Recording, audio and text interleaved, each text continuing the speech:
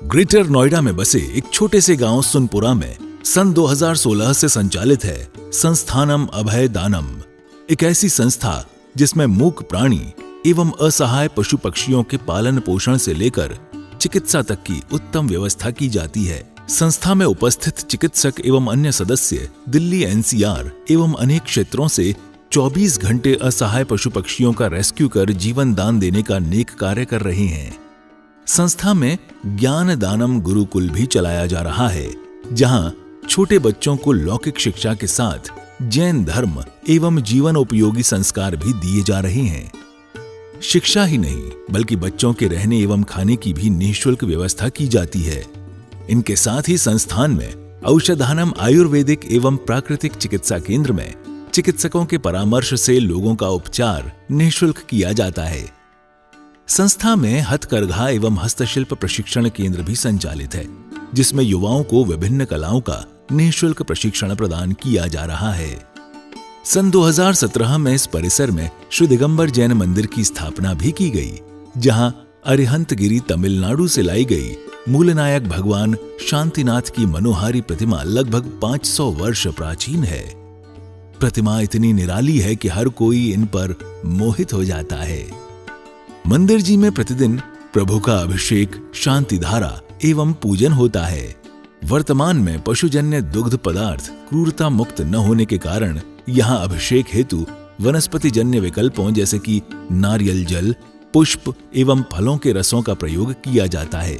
क्षेत्र पर हस्तलिखित पांडुलिपि संग्रहालय, जैन वीगन ऑर्गेनिक भोजनालय, गुरुकुल निर्माण का कार्य निरंतर चल रहा है।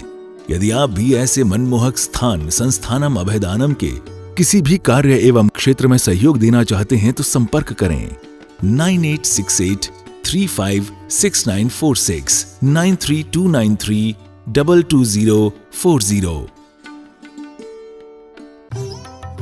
आचार्य श्री उमा स्वामी विरचित तत्वार्थ सूत्र पाठशाला। मंगल आशीर्वाद परम पूज्य आचार्य श्री 108 श्रुत सागर जी महाराज, परम पूज्य आचार्य श्री 108 प्रमुख सागर जी महाराज। प्रेरणा स्रोत परम पूज्य मुनि श्री 108 प्रणम्य सागर जी महाराज एवं परम पूज्य पाठशाला प्रणेता मुनि श्री 108 हनुमान सागर जी महाराज। नमन करता स्वर्गीय श्री उमाशंकर जैन गाजियाबाद वाले।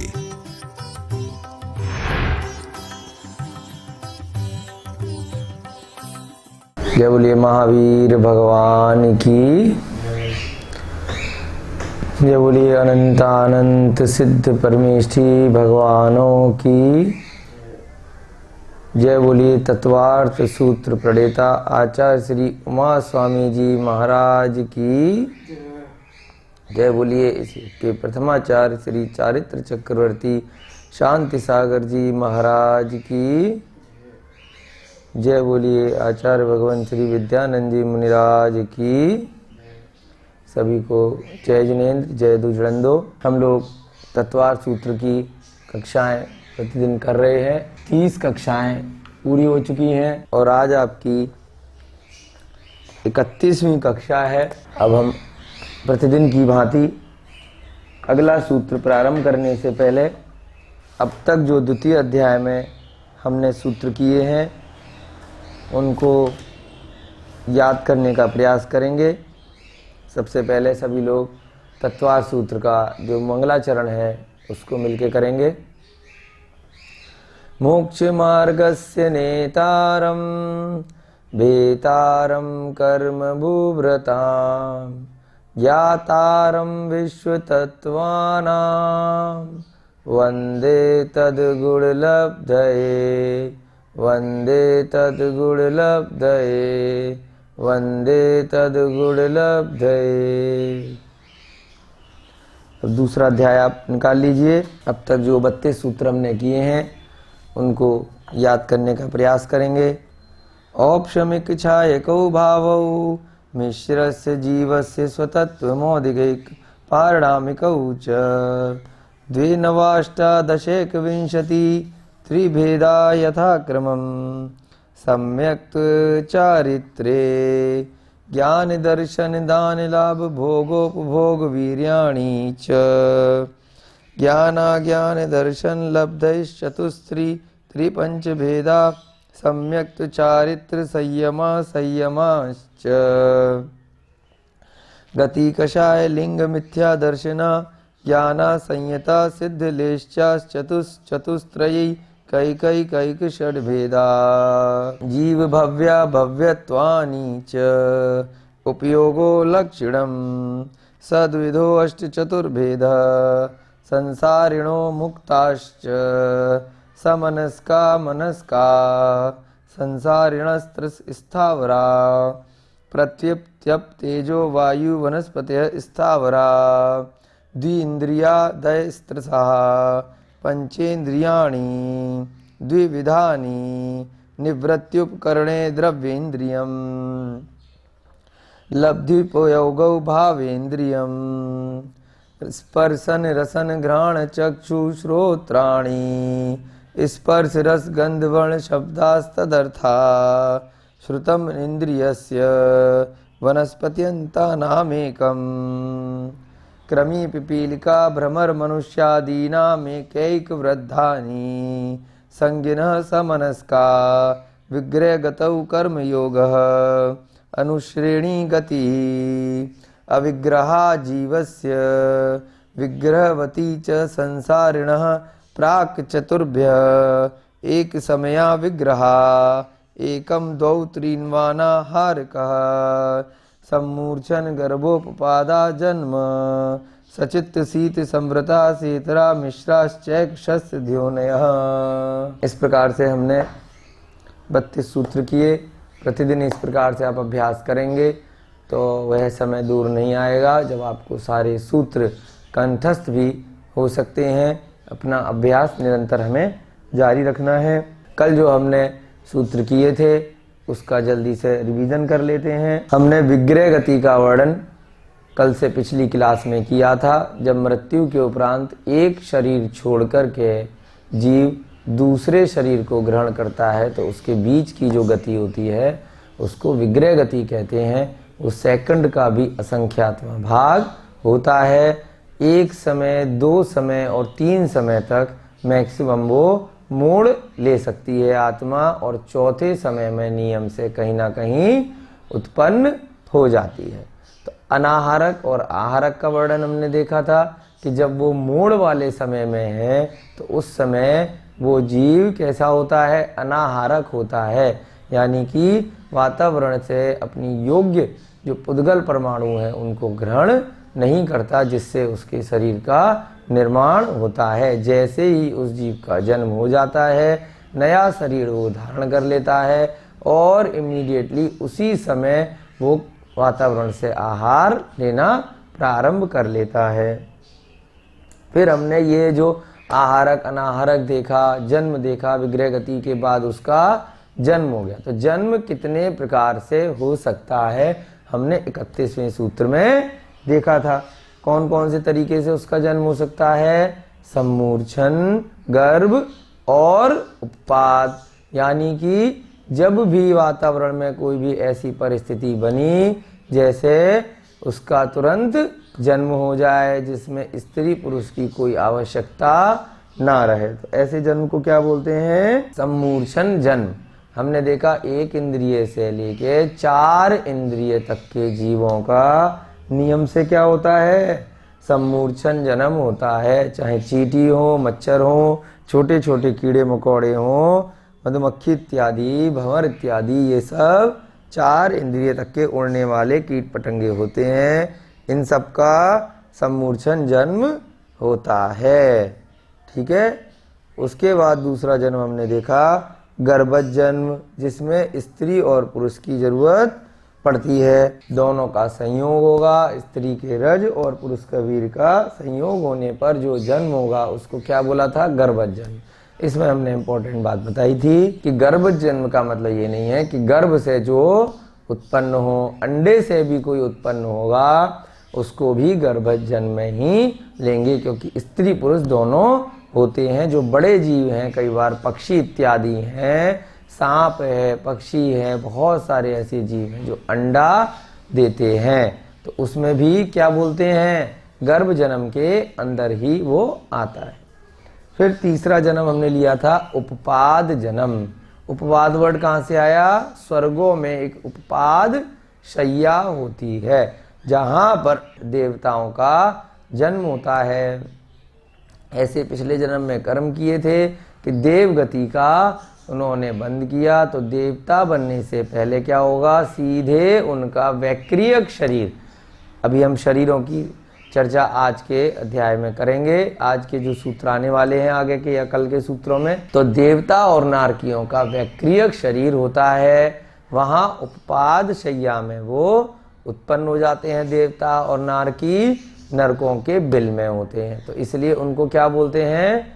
उपपाद जन्म। अगला सूत्र हमने 32वां सूत्र किया था। सचित्त शीत समृता सेतरा मिश्राश्चैक शस्त्र द्योनेह। सचित्त माने होता है चित्त सहित। चित्त बोलते हैं आत्मा को, चेतना को। चेतना वर्ड पहले भी कई बार आया ना। चित्त कैसे बना? चेतना, जानने देखने की शक्ति, चेतना होना, जीवत्व होना, ये सब क्या है? चित्त के ही पर्यायवाची है। तो सचित्त माने जहां पर चेतना है, जीवत्व है। शीत माने जो जगह ठंडी है। समृता माने जो जगह ढकी हुई है, कवर्ड है, किसी को दिखाई नहीं दे रही। सेत्रा माने इन तीनों के उल्टे। हमने पहले अध्याय में भी आपको रेफरेंस दिया था, छठे सूत्र में सेत्रा वर्ड का उपयोग आचार्य जी ने किया था। सेत्रा माने इन तीनों के उल्टे। मिश्र माने इनके सचित्त और इसका सचित्त का उल्टे के साथ मिक्स। शीत और शीत के उल्टे के साथ मिक्स। समृत और समृत के उल्टे के साथ मिश्र। च माने और, एकशा माने एक एक करके। तद योने माने तत् योने उन जीवों की योनियां होती हैं। उन जीवों माने पिछले सूत्र में जो 3 प्रकार के जीव बताए, जो अविग्रह गति के बाद नया जन्म लिया। तो 3 प्रकार से जन्म ले सकते हैं, या तो स्वतः वातावरण से उत्पन्न हो जाएंगे, या गर्भ में अंडे इत्यादि में उत्पन्न होंगे, या उपपाद शैया में या बिल में उत्पन्न होंगे। तो ऐसी योनियां होती हैं। फिर हमने चार्ट बनाया था। सीधे का मतलब सचित्त, शीत और समृत। इनका उल्टा कर दिया तो सचित्त का उल्टा अचित्त। अचित्त माने जिसमें चेतना नहीं है, यानी कि पुद्गल है। यहाँ क्या है? जीवत्व है, यानी कि पुद्गल नहीं है, आत्मा विद्यमान है। इसका मिश्र क्या बन गया? सचित्ता चित्त, यानी कि कुछ पोर्शन पुद्गल है और कुछ पोर्शन में आत्मा है। अब जब उदाहरण करेंगे तो आज इस सूत्र को अच्छे से समझ में आ जाएगा। शीत माने ठंडा, उष्ण उसका उल्टा हो गया गर्म। शीतोष्ण माने ठंडा और गर्म का मिक्स, यानी मिश्र। फिर हमने देखा समृत माने ढका हुआ, विव्रत माने जो ढका हुआ नहीं है, यानी उभरा हुआ, खुला हुआ, जिसको कोई भी देख सकता है। समृत विव्रत यानी कुछ ढका हुआ और कुछ उभरा हुआ। उन जीवों की योनियां एक एक करके कैसी होती हैं? सूत्र का जब अर्थ किया, सचित्त होती हैं, शीत होती हैं, समृत होती हैं। इनके विपरीत अचित्त, उष्ण और विव्रत, और इन तीनों के सीधे उल्टे का मिश्र। सचित्ता चित्त, शीत और समृत विव्रत। इस प्रकार से 9 प्रकार की योनियां होती हैं। आगे आपके समझ में, अब उदाहरण करेंगे और अच्छे से समझ में आ जाएगा।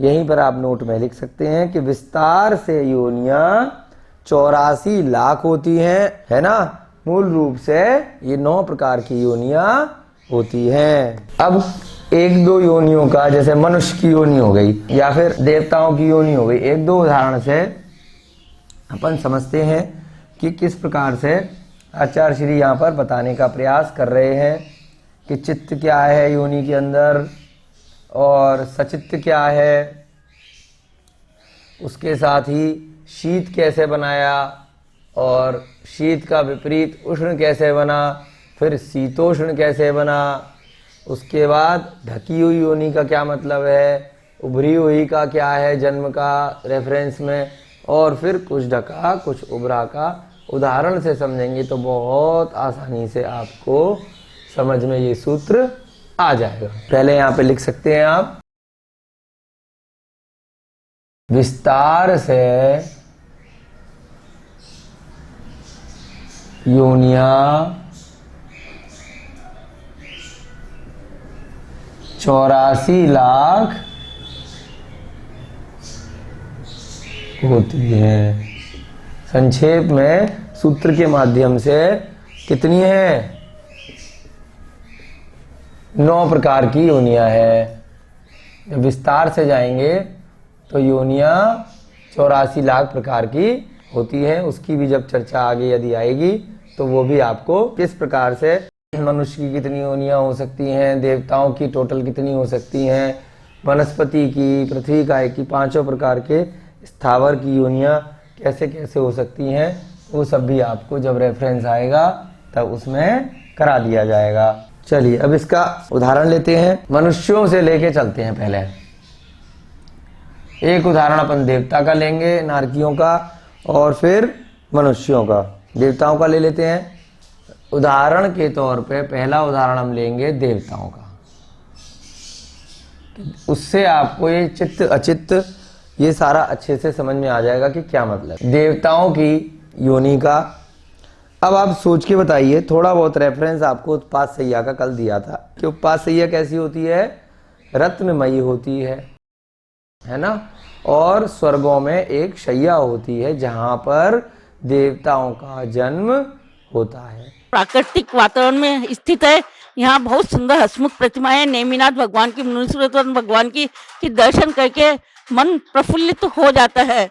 यहाँ पे गौशाला चल रही है, पशु पक्षियों के लिए प्राकृतिक वातावरण है और खाने की भी यहाँ उत्तम व्यवस्था है।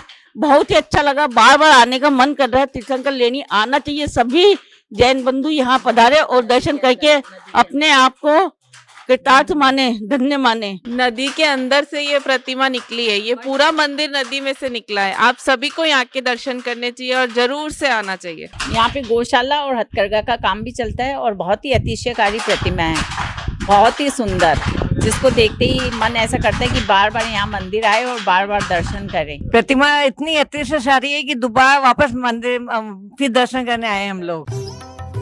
आचार्य श्री उमा स्वामी विरचित तत्वार्थ सूत्र पाठशाला। मंगल आशीर्वाद परम पूज्य आचार्य श्री 108 श्रुत सागर जी महाराज, परम पूज्य आचार्य श्री 108 प्रमुख सागर जी महाराज। प्रेरणा स्रोत परम पूज्य मुनि श्री 108 प्रणम्य सागर जी महाराज एवं परम पूज्य पाठशाला प्रणेता मुनि श्री 108 हनुमान सागर जी महाराज। नमन करता स्वर्गीय श्री उमाशंकर जैन गाजियाबाद वाले। प्रायोजक ज्ञान दानम गुरुकुल।